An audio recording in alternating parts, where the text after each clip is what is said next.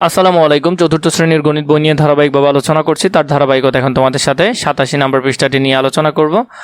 তোমরা আমাদের চ্যানেলের ভিডিওগুলো অনেক বেশি দেখছো, তাই তোমাদেরকে অসংখ্য ধন্যবাদ। আমি নোমান এখন তোমাদের সাথে আলোচনা শুরু করব মৌলিক সংখ্যা টপিকটি নিয়ে। আগে আমরা বুঝবো যে মৌলিক সংখ্যাটা কি, আস্তে আস্তে এগুলো নিয়ে আমরা আগাবো। চলো আমরা দেখে নিই প্রথমে কি বলেছে। কোন সংখ্যাগুলো মৌলিক? নিচের ছকে লক্ষ্য করি।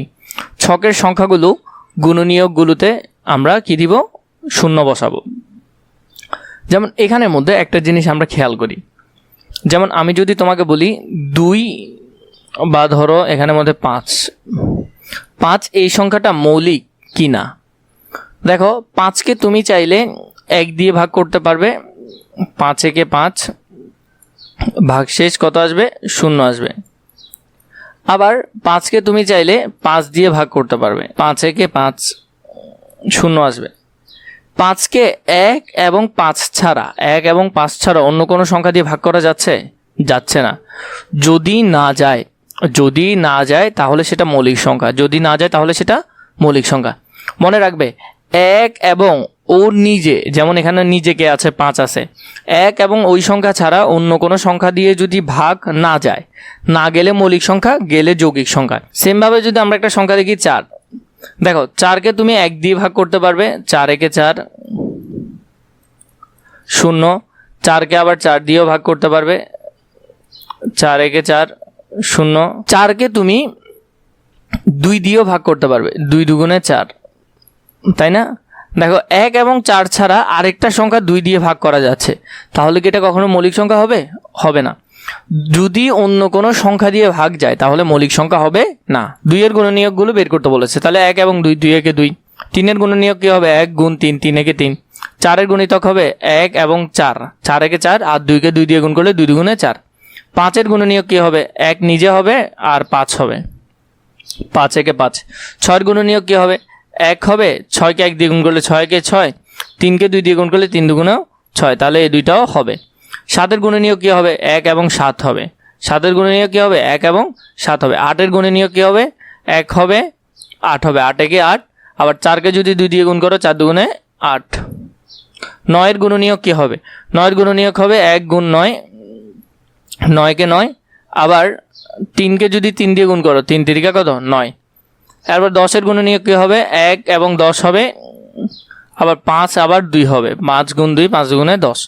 একটা জিনিস খেয়াল করে দেখো, এখানে কিছু সংখ্যা আছে যেগুলাকে 1 এবং ওই সংখ্যা ছাড়া অন্য কোনো সংখ্যা দিয়ে ভাগ যাচ্ছে না। সেখানের মধ্যে কি কি আছে? যেমন 2 আছে, 3 আছে, 5 আছে, এরপরে হলো 7 আছে, এগুলা। তাহলে এগুলো নিশ্চয়ই কি হবে? মৌলিক সংখ্যা হবে। এগুলো কি হবে? মৌলিক সংখ্যা। ছকের কোনো কোনো সংখ্যার 2টি গুণনীয়ক, কোনো সংখ্যার আবার 3টি, কোনো সংখ্যার আবার 4টি গুণনীয়ক আছে।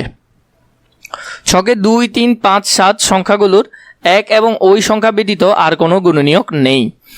এই সংখ্যাগুলোকে বলা হয় মৌলিক সংখ্যা। তাহলে এতক্ষণ আমি তোমাদেরকে যা বোঝালাম যে মৌলিক সংখ্যা কি, সেটা হলো এখান থেকে যে সংখ্যার গুণনীয়ক 1 এবং ওই সংখ্যা, এছাড়া কোনো ধরনের সংখ্যা দিয়ে ওদেরকে ভাগ করা যায় না, সেগুলো হলো কি সংখ্যা? মৌলিক সংখ্যা। 1 এবং মৌলিক সংখ্যা ছাড়া অন্য সংখ্যাগুলোকে বলা হয় যৌগিক সংখ্যা। তাহলে 1 এবং মৌলিক সংখ্যা ছাড়া বাকি যে সংখ্যাগুলো আছে ওগুলোকে কি বলে? যৌগিক সংখ্যা। তাহলে ছকের 4, 6, 8, 9 এই সংখ্যাগুলো, 10 এই সংখ্যাগুলো যৌগিক, কারণ এগুলোকে অন্য সংখ্যা দিয়ে ভাগ করা যায়। বললো তাহলে 1 কি সংখ্যা? 1 এর শুধু একটি গুণনীয়ক রয়েছে, তাই 1 মৌলিক সংখ্যাও নয়, যৌগিক সংখ্যাও নয়। তাহলে 1 কি না? মৌলিকও না, যৌগিকও না। এরপরে 100 পর্যন্ত মৌলিক সংখ্যাগুলো নির্ণয়ের খেলা খেলি। প্রথমে 1কে বাদ দেই, 1কে আমরা এখানে বাদ দিয়ে দিব। 1 কি নয়? মৌলিক নয়। 2 এর ওপর আমরা কি দিব? বৃত্ত দেই। 2 এর ওপর কি দিলাম? বৃত্ত দিলাম। 2 এর চেয়ে বড় 2 এর গুণিতকগুলোকে বাদ দেই। তাহলে আমরা কি করব? এখানে 2 এর গুণিতকগুলোকে বাদ দিব, যেমন 2 দুগুণে 4, মানে জোড় সংখ্যাগুলো আর কি, জোড় সংখ্যাগুলোকে আমরা বাদ দিয়ে দিব। তাহলে বাদ দিলে দেখো 8। মোট কথা হলো জোড় সংখ্যা সবগুলো বাদ যাবে। যেমন ধরো আমি যদি তোমাদেরকে বলি এই সারি পুরাটা কখনো মৌলিক সংখ্যা হবে না, কারণ এটা 2 দিয়ে ভাগ যাবে। দেখো শেষে 2 আছে। 4 এই সারি কখনো মৌলিক সংখ্যা হবে না, এটা কারণ 4 আছে, তার মানে 2 দিয়ে ভাগ যাবে। এই সারিটা কখনো মৌলিক সংখ্যা হবে না, এখানের একটাও মৌলিক সংখ্যাগুলো হবে না। 8 কোনোটাই হবে না। 9, 10 এর কোনোটা হবে না, কারণ 2 দিয়ে ভাগ যাবে অথবা 5 দিয়ে যাবে। এরপর দেখো 5-এর এই সারির কোনোটাই হবে না। কেন জানো? কারণ 5-এর এই যে সারিটা আছে এটার মধ্যে আমরা যেটা দেখব 5 দিয়ে ভাগ যাবে। কত দিয়ে ভাগ যাবে? 5 দিয়ে। তাহলে আমরা যদি মৌলিক সংখ্যাগুলো দেখি 2 হবে, 3 হবে, এরপরে 7 হবে, 9 হবে না, কারণ 9কে 3 দিয়ে ভাগ করা যাবে। 11 হবে, 13 হবে, 17 হবে, 19 মৌলিক সংখ্যা হবে, 21 হবে না, 23 হবে, 29 হবে, 31 হবে, 27 এখানে হবে না, এরপরে 33 হবে না, 37 হবে, 39 হবে, 41, 43, 47, 53, 59, 61। তাহলে এখানের মধ্যে যতগুলো আমরা টিক চিহ্ন দিলাম এবং যতগুলো গুণ চিহ্ন দিলাম এগুলো সবগুলো গুণগুলো হলো যৌগিক সংখ্যা এবং যেগুলো টিক চিহ্ন দেওয়া আছে সেগুলো সবগুলো হলো মৌলিক সংখ্যা। 100 পর্যন্ত মৌলিক সংখ্যাগুলো যদি আমরা লিখতে চাই, 100 পর্যন্ত মৌলিক সংখ্যা হবে 2, 3, 5, এরপরে হবে 7, এরপরে 11, 13, এরপরে হলো 17, 19, 23, 17, 19, 23, এরপরে হলো 29, 31, 37, 41, 43, 47, 41, 43, 47, এরপরে হলো 53, 59, 53, এরপরে হলো যে 59, 61, 67, 61, 67, 71, 73, 73, 79, এরপরে হলো যে 83, এরপরে হলো যে 89,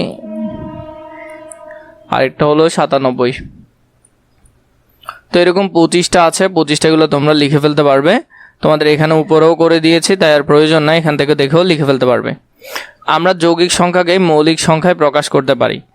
মৌলিক সংখ্যাগুলোর মধ্যে একমাত্র জোড় সংখ্যা হলো 2। মৌলিক সংখ্যাগুলোর মধ্যে একমাত্র জোড় আছে এরকম সংখ্যা হলো 2। এছাড়া আর কোনো জোড় সংখ্যা নাই যেটা কি সংখ্যা? মৌলিক সংখ্যা।